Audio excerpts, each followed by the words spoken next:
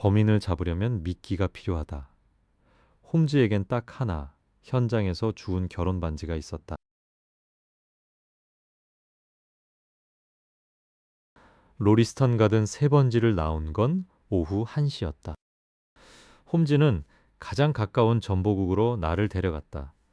거기서 긴 전보 한 통을 쳤다. 그리고는 마차를 잡아 레스트레이드가 알려준 주소로 가라고 했다. 직접 듣는 것만큼 확실한 증거는 없으니까요. 홈즈, 정말 그렇게 확신하는 겁니까?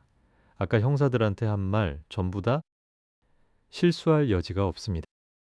도착해서 제일 먼저 눈에 들어온 건 마차 바퀴 자국이었습니다. 연석 바로 옆에 두 줄. 어젯밤까지 일주일간 비가 안 왔어요. 그렇다면 저 깊은 자국은 간밤에 생긴 겁니다. 말발굽 자국도 있었는데 한쪽이 다른 세 개보다 훨씬 선명했어요. 새 편자를 박은 겁니다. 마차는 밤에 왔으니 사륜 마차를 타고 온 겁니다. 범인이 피해자를 데려온 거죠. 키가 180 넘는다는 건 어떻게? 열의 아홉은 보폭으로 알 수 있어요. 정원 흙길이나 복도 먼지에 발자국이 남아 있었거든요. 게다가 벽에 글씨를 쓴 높이를 보세요. 벽에 쓴 글씨 높이가 바닥에서 딱 180cm, 자기 눈높이에 쓴 거예요. 벽에 쓴 건 피입니다. 검지손가락에 묻혀서 썼어요. 제 돋보기로 보니 벽에 긁힌 자국이 남아있더군요. 시가제는 트리치노폴리였어요. 저는 시가제 연구를 꽤 했거든요. 사실 관련 논문도 쓴 적 있습니다. 바닥에 긁힌 자국을 보면 오른손 손톱이 유난히 길었던 겁니다. 그리고 얼굴이 붉다는 건요. 그건 좀 모험이었습니다. 아직은 말하지 않겠습니다. 나는 머릿속이 뒤엉켜 있었다. 여전히 풀리지 않는 의문들이 수두룩했다. 왜 빈집에 왔는가? 마부는 어디로 갔는가? 동기는? 결혼 반지는 뭔가? 레이치는 도대체 무슨 뜻인가? 벽에 쓴 글자는 속임수예요. 경찰을 딴 데로 빠지게 하려는 거죠. 레이첼이 아니라 레이치, 독일어로 복수입니다. 하지만 범인이 왜 저런 함정을 놓았는지 그건 아직 안 밝힐게요. 이 대화를 나누는 사이 마차는 칙칙한 뒷골목을 지나고 있었다. 마부가 좁은 골목을 가리켰다. 저기가 오들리 코트입니다. 돌아오실 때 여기서 기다리겠습니다. 매력적인 동네는 아니었다. 좁은 통로를 지나니 돌바닥 안뜰이 나왔고 양쪽에 허름한 집들이 늘어서 있었다. 더러운 아이들 사이를 지나고 빛바랜 빨래줄 아래를 걸어 46번지에 도착했다. 문에 작은 노수의 명패가 붙어 있었다. 란스. 물어보니 순경은 자고 있었다. 우리는 작은 응접실에서 기다렸다. 잠시 후 그가 나타났다. 잠을 깬 탓에 약간 짜증이 나 있었다. 서해 보고서는 이미 냈습니다만 홈즈가 반소버린 금화를 꺼내 손가락 사이에서 장난스럽게 돌렸다. 당신 입으로 직접 듣고 싶어서 왔습니다. 순경의 눈이 금화에 고정되어 있었다. 기꺼이 말씀드리죠. 아는 건 뭐든. 랜스는 마모 소파에 앉아 이 말을 찌푸렸다. 한마디도 빠뜨리지 않겠다는 표정이었다. 처음부터 말씀드리죠. 제 근무 시간은 밤 10시부터 아침 6시까지입니다. 11시에 화이트 하트 술집에서 싸움이 있었는데 그거 말고는 조용했습니다. 1시에 비가 오기 시작했고 홀랜드 그로브 담당인 해리 머처를 만났어요. 헨리에타가 모퉁이에서 한참 서서 이야기를 나눴죠. 2시쯤 됐을 겁니다. 브릭스턴 로드 쪽을 한 바퀴 돌아볼까 했어요. 지저분하고 쓸쓸한 길이었습니다. 사람 하나 안 마주쳤어요. 마차 한두 대가 지나간 게 전부였고 뜨거운 진 한 잔이 간절했습니다. 그때 갑자기 그 집 창문에서 불빛이 보인 겁니다. 문 앞에 서니까 너무 조용하고 인적이 없어서 저는 이승에서 무서운 건 없는데 혹시 장티푸스로 죽은 백완공 귀신이 아닌가 하는 생각이. 랜스가 말했다. 뒤돌아서 머처 손전등이 보이나 찾아봤는데 아무도 안 보였어요. 용기를 내서 다시 돌아가 문을 밀었습니다. 안은 조용했어요. 불이 켜진 방으로 들어갔습니다. 벽난로 선반에 빨간 밀초가 하나 타고 있었고 그 불빛에 보였습니다. 네, 그 부분은 알고 있습니다. 그래서 밖으로 나온 거죠? 랜스가 벌떡 일어나며 의심스러운 눈으로 홈즈를 쳐다봤다. 어디 숨어서 다 본 겁니까? 당신이 알아야 할 것보다 너무 많이 아는 것 같은데. 홈즈가 웃으며 명함을 탁자 위로 던졌다. 살인범으로 체포하진 마세요. 저는 사냥개지 늑대가 아닙니다. 그렉슨 씨나 레스트레이드 씨에게 물어보세요. 계속하세요. 호루라기를 불었죠. 그때 거리에 아무도 없었습니까? 뭐 쓸모 있는 사람은 없었습니다. 순경이 입꼬리를 올리며 말했다. 이 바닥에서 술 취한 놈은 많이 봤지만 그 사람만큼 곤드레만드레인 놈은 처음이었어요. 제가 나왔을 때 문 앞 난간에 기대서 목청껏 노래를 부르고 있었어요. 콜럼바인 모시기 노래를. 서 있지도 못할 정도였으니 도울 수 있는 상태가 아니었죠. 어떤 남자였습니까? 별난 술꾼이었어요. 우리가 그렇게 바쁘지 않았으면 유치장에 넣었을 겁니다. 얼굴은, 옷은 못 봤습니까? 부축했으니 당연히 봤죠. 키가 크고 얼굴이 붉은 편이었고 아랫부분을 뭔가로 감싸고. 됐어요. 그 남자 어떻게 됐습니까? 그 사람 챙길 여유가 어디 있었겠습니까? 알아서 집에 갔겠죠. 채찍은 들고 있지 않던가요? 채찍이요? 아니요. 홈즈가 중얼거렸다. 두고 온 거군. 그 후에 마차를 보거나 소리를 들은 적은?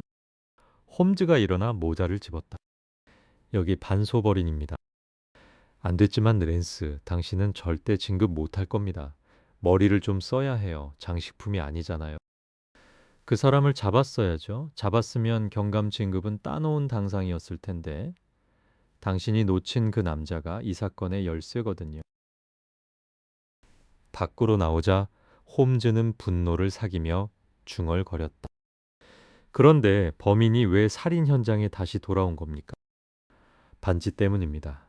시체 위에 몸을 숙이다가 떨어뜨린 거예요. 떠나고 나서야 없어진 걸 깨달았죠. 급히 돌아왔더니 이미 경찰이 와 있었어요. 자기가 촛불을 켜놓고 간 실수 때문에 그래서 술 취한 척 한 겁니다. 의심을 피하려고.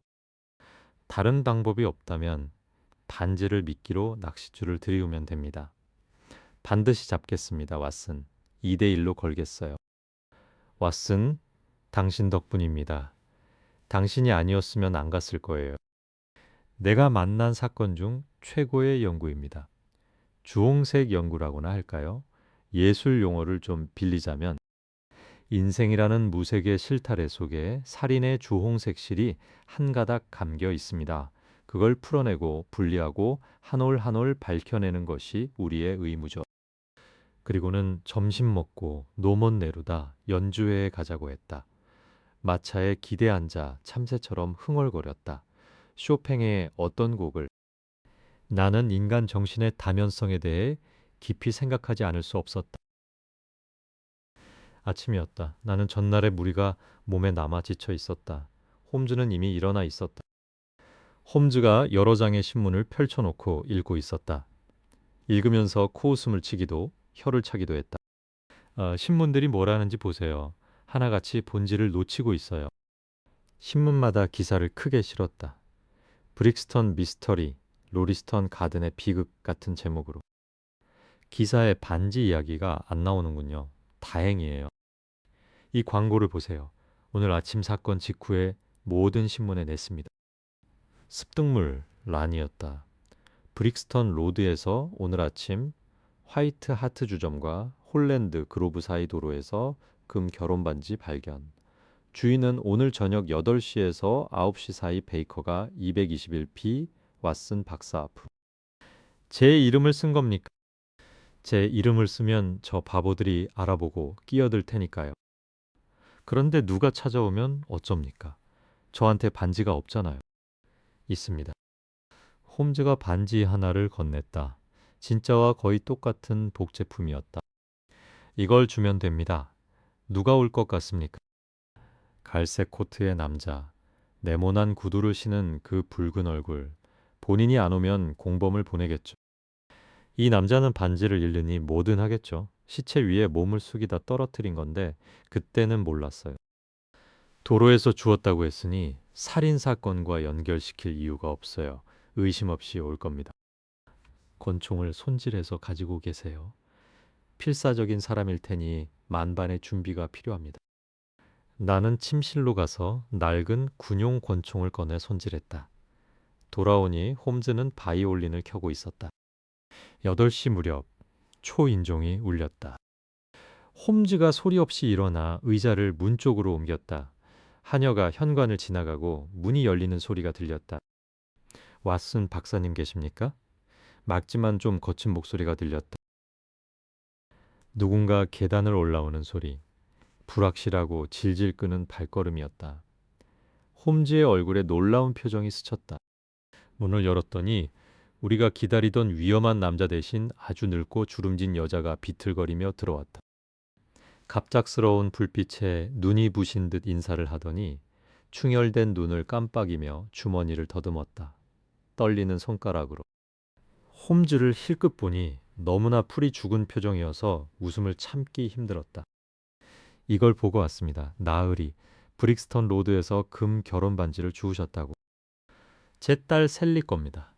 작년에 톰 데니스라는 선원하고 결혼했는데 반지 없이 남편이 돌아오면 난리가 날 거예요. 어젯밤에 서커스를 보러 갔다가 주소가 어떻게 되시죠? 던컨과 13번지 하운즈 디치입니다. 여기서 한참 멀어요. 브릭스턴 로드는 서커스와 하운즈 디치 사이에 있지 않은데요. 노파가 돌아서서 충혈된 작은 눈으로 홈즈를 날카롭게 쳐다봤다. 이 양반이 주소를 물어본 거잖아요. 셀리는 패검, 메이필드 플레이스 3번지에 하숙하고 있어요. 홈즈의 신호에 따라 반지를 건넸다. 반지 여기 있습니다. 소여 부인. 분명 따님 거 맞으시니 돌려드려서 다행입니다. 노파는 축복의 말을 중얼거리며 반지를 주머니에 넣고 계단을 질질 끌며 내려갔다. 노파가 나가자마자 홈즈가 벌떡 일어나 방으로 뛰어갔다. 몇 초 만에 외투와 목도리를 두르고 돌아왔다. 뒤를 밟겠습니다. 공범이에요. 범인한테 데려다 줄 겁니다. 기다려요. 창밖을 내다보니 노파가 길 건너편을 비틀거리며 걸어가고 홈즈가 약간 뒤에서 미행하고 있었다. 홈즈의 추리가 맞는 건지 아니면 전부 틀린 건지 나는 잠을 청하려 했지만 눈이 감기지 않았다. 4시간 뒤에 홈즈가 돌아왔다. 얼굴에 분함과 재미가 동시에 떠올라 있었다. 재미 쪽이 이겼다. 그가 웃기 시작했다. 홈즈가 말했다. 노파가 마차를 잡아타면서 주소를 큰 소리로 외쳤단다. 홈즈는 마차 뒤에 달라붙어 갔다. 그런데 마차가 주소에 도착해서 열어보니 안에 아무도 없었다. 설마 그 비틀거리는 노파가 달리는 마차에서 뛰어내렸단 겁니까? 당신 눈도 마부 눈도 피해서 노파라니 속은 건 우리예요. 젊은 남자였습니다. 게다가 민첩하고 연기력은 천재적이었어요. 변장이 완벽했습니다. 미행당하는 걸 알아챈 거예요. 그렇게 따돌린 겁니다. 이 사건의 범인은 내가 생각한 것만큼 외롭지 않다는 뜻이에요. 위험을 무릅쓰고 도와줄 친구가 있다는 뜻입니다. 왓슨, 지쳐 보이는군요. 자러 가세요.